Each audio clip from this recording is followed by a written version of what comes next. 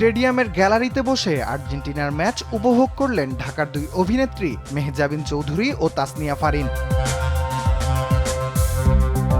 Copa আমেরিকায় যুক্তরাষ্ট্রের new জার্সির মেটলাইফ স্টেডিয়ামে মুখোমুখি হয় আর্জেন্টিনা ও চিলি। বুধবার বাংলাদেশ সময় সকালে শেষ হওয়া এই ম্যাচে চিলিকে 1 গোলে হারিয়েছেন মেসি ও মার্তিনেজরা। গ্যালারিতে মেহজাবিনের সঙ্গে তোলা একটি ছবি ফেসবুকে পোস্ট করে ফারিন লিখেছেন, আর্জেন্টিনা 1 চিলি 0। মেহজাবিন ও ফারিন দুজনেই আর্জেন্টিনার সমর্থক।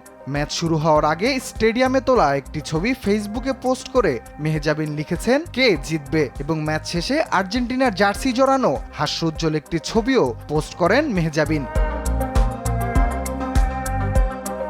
একই ম্যাচে গ্যালারিতে দেখা গেছে বাংলাদেশের আরেক অভিনেতা মীর সাব্বির ও তার 2 সন্তানকে। আর্জেন্টিনা ও চিলির খেলা মাঠে বসে দেখার মধ্যে দিয়ে প্রথমবার মেসিকে সামনাসামনি দেখলেন মীর সাব্বির।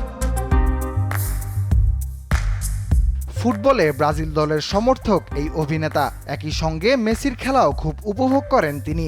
বাংলাদেশি সংবাদ মাধ্যম প্রথম আলোকে তিনি বলেন, মেসিকে এই প্রথম সামনাসামনি খেলতে দেখলাম, দারুণ, এক কথায় অসাধারণ অভিজ্ঞতা। একজন ম্যাজিশিয়ানকে দেখলাম। আমি ব্রাজিল দলের সাপোর্টার হলেও কিন্তু মেসির ভক্ত, কারণ মেসির খেলা মানে আমার কাছে একটা শৈল্পিক ব্যাপার। ফুটবলে তিনি শিল্পী ও মহানায়ক। 2 ছেলে অন্ধভাবে আর্জেন্টিনার সমর্থক। রাফিউল ইসলাম রাতুল, দেশ টিভি।